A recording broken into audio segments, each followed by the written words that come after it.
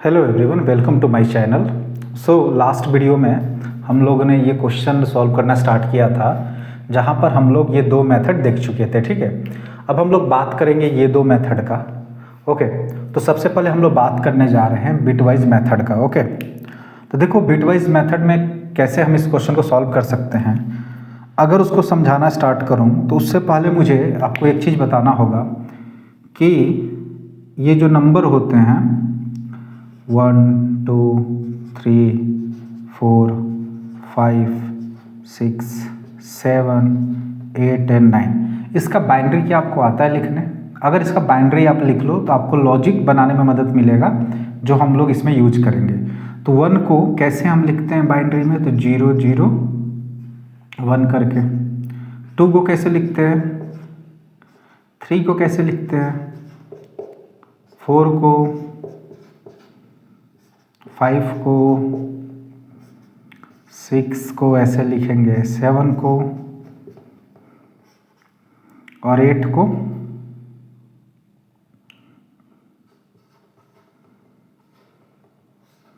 9 को, ऐसे करके बाइनरी में लिखते हैं। ठीक है, अब मैं आपसे पूछूं कि इसमें जितने ऑड नंबर हैं, जैसे 1 हो गया, 3 हो गया, 5 हो गया, 7 हो गया, 9 हो गया, इनके बाइनरी में क्या कॉमन है? अगर मैं आपसे पूछूं कि आप मुझे बताइए कि जितने ऑड नंबर हैं उसके बाइनरी में क्या कॉमन आपको दिखेगा, तो आप चेक करोगे कि सभी ऑड नंबर के जो LSB है, जो मतलब फर्स्ट बीट है, जो स्टार्टिंग का ये बीट है, उसमें सभी क्या आ रहे हैं? 1 आ रहे हैं। अगर आप नोटिस करोगे जितने भी ऑड नंबर हैं उसका LSB मतलब फर्स्ट बिट जो है वो क्या है हमारा? 1 है।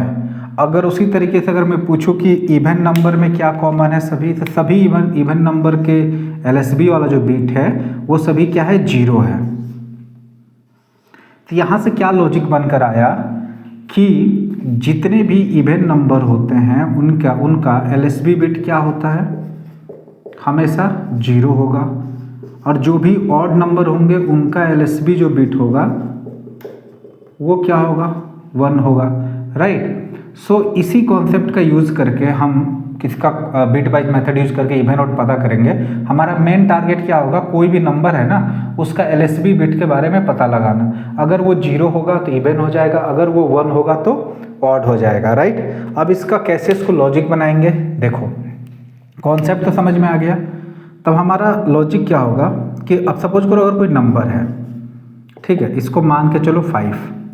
अब तुमको इसका LSB बीट के बारे में जानना है, तो बीट को एक्सट्रैक्ट कैसे करते हैं? तो जब आप लोग बीट वाइज पढ़े होंगे तो बीट को अगर एक्सट्रैक्ट करना है तो हम एंड ऑपरेटर मतलब एंड का हम लोग यूज करते हैं। ठीक है, एंड लॉजिक का हम लोग यूज करते हैं टू एक्सट्रैक्ट द बीट। कोई भी अगर बीट आपको एक्सट्रैक्ट करना है तो आप एंड का यूज करोगे। कैसे? देखो, अगर 5 को आप बाइनरी में लिखो, 8 बीट में मैं बात कर रहा हूँ, ठीक है।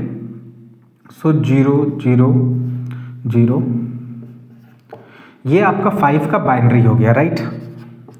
अब मुझे इसके LSB को एक्सट्रैक्ट करना है, तो हम क्या करेंगे? 5 का 1 के साथ एंड ऑपरेशन कर देंगे। तो 1 को बाइनरी में कैसे लिखोगे? ऐसे करके ऑपरेशन क्या कर रहे हैं? एंड में अगर आपको, आई होप आपको पता होगा, नहीं भी पता होगा तो समझते हैं। यहाँ पे एंड ऑपरेटर में क्या होता है कि अगर 0 1 का अगर एंड लोगे तो क्या होगा? 0 हो जाएगा। अगर 1 0 का एंड ऑपरेटर लोगे तब भी हमारा 0 हो जाएगा। अगर 0 0 का करोगे तब भी 0 होगा। 1 1 का करोगे तो क्या होगा? 1 होगा हमारा। ये हमारा क्या है? इसका ट्रूथ टेबल है। जब हम एंड ऑपरेटर का यूज करते हैं किसी भी बीट में, अगर बाइनरी में यूज करते हैं तो ठीक है। यहाँ पर सेम चीज़ 1 1 मतलब क्या? 1 1 का एंड करने से क्या आता है? 1 आता है। 0 0 का करने से 0 आएगा। 1 0 का क्या होगा? 1 0 का करने से 0 आता है। ऐसे करके बाकी सब हमारा 0 0 हो जाएगा। तो यहाँ पर हमको रिजल्ट में जो मिला वो क्या मिला? हम रिजल्ट में इस नंबर का LSB को यहाँ एक्सट्रैक्ट कर लिए कि नहीं कर लिए? अगर 5 का तुम LSB देखो 1 है, तो यहाँ पे हमें क्या वो ये बीट एक्सट्रैक्ट हुआ कि नहीं हुआ? अगर सिंपल अगर दूसरा एग्जांपल ले लो, जैसे 6 अगर मैं बोलूँ, और 6 को कैसे लिखेंगे?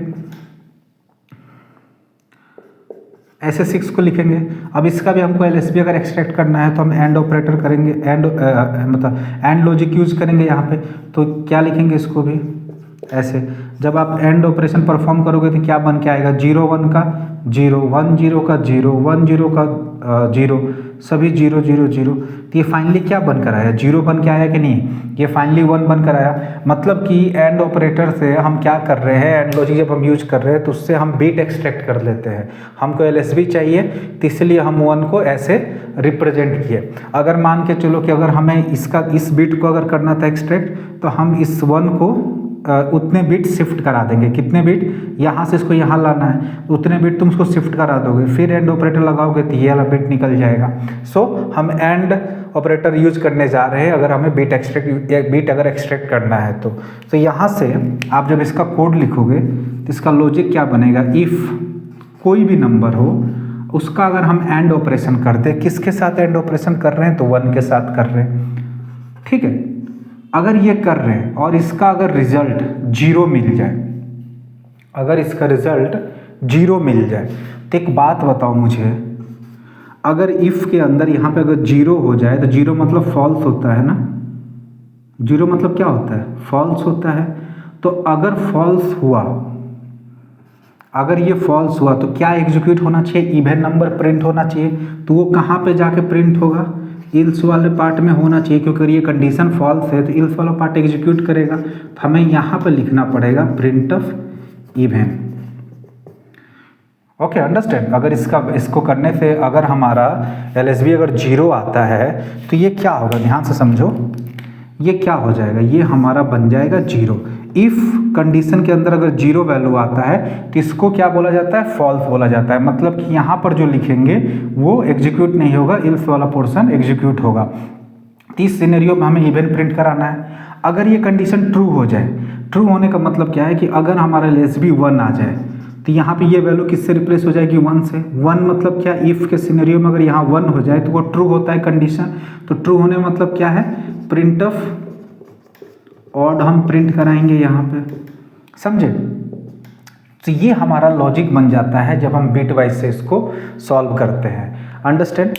अगर किसी को ये नहीं समझ में आ रहा है तो आप इसको थोड़ा ऐसे भी लिख सकते हो। देखो, आप इसको ऐसे लिखो, if num and operation 1 equal to आपको 0 लेना है तो 0 ले लो यहाँ पे, कि अगर हम ये ऑपरेशन परफॉर्म करते हैं और हमारा जो एलएसबी बिट आता है अगर वो 0 के बराबर है तो इवन प्रिंट करा दो।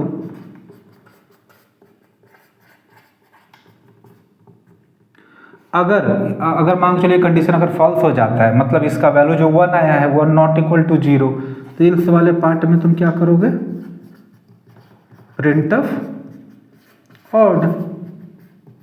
यह भी तरीका सही है, तुम ऐसे भी कर सकते हो। जिसको मतलब डायरेक्टली ये नहीं समझ में आ रहा है, क्योंकि देखो हम यहाँ पे क्या कर रहे हैं कि हम यहाँ पे कंपैरिजन नहीं कर रहे हैं। हमको पता है कि इसका जो रिजल्ट आएगा आइदर 0 आएगा आइदर 1 आएगा, ठीक है। इफ़ कंडीशन में 0 मतलब फॉल्स होता है, ओके। फॉल्स के सिनेरियो में हम इवन प्रिंट कराएंगे, और अगर 1 होगा मतलब ट्रू होगा, ट्रू के सिनेरियो में हम इसको ऑड प्रिंट करा देंगे। ये थोड़ा ज़्यादा ऑप्टिमाइज है as compare to this one, but दोनों का काम हमारा यहाँ पे सेम है। मेन चीज़ जो समझने लायक ये है कि जब भी आपको बिट वाइज मेथड से अगर ऑड और इवन अगर पता करना हो तो आपको वहाँ पे नंबर के साथ 1 के साथ एंड ऑपरेशन करना पड़ेगा, ठीक है। अब मोस्ट ऑफ द इंटरव्यू में जितने मैंने इंटरव्यू दिए हैं वो लोग एक्सपेक्ट करते हैं कि मैं ये क्वेश्चन बिट वाइज से सॉल्व करूँ, ठीक है, ना कि टर्नरी से, ना कि मॉडुलस मेथड से।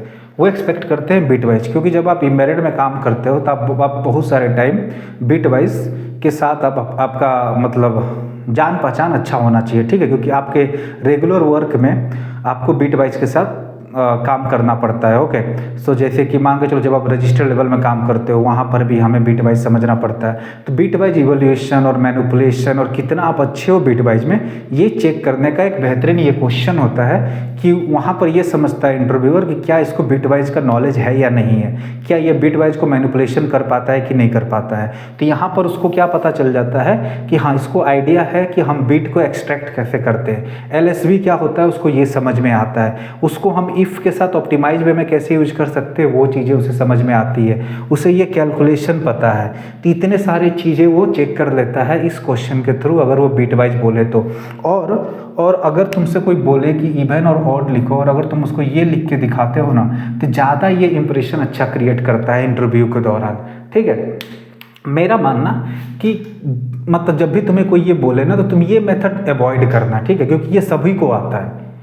तुम डायरेक्टली इंटरव्यू को बोल सकते हो कि can I solve this question using a bitwise operator, वो ज़्यादा खुश होगा, समझे बात को, वो ज़्यादा उसको अच्छा लगेगा कि हाँ बंदे को बिटवाइज आता है, वो इसके थ्रू करना चाहता है। तो ये मेथड सेलेक्ट करना मैं बोलूँगा ज़्यादा बेटर है।